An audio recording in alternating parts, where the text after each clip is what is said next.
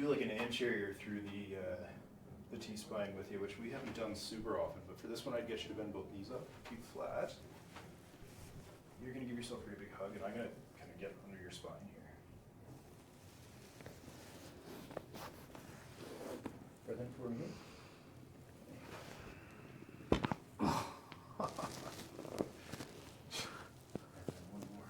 So I'll start that just so I get a fresh shot. And breath in.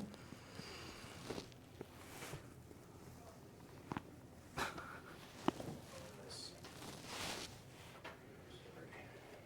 Or, yeah, just straight leg with the right up. Perfect. Try that again. Good. So sorry, Avery, I'm gonna lower the table down for a sec. That's all good.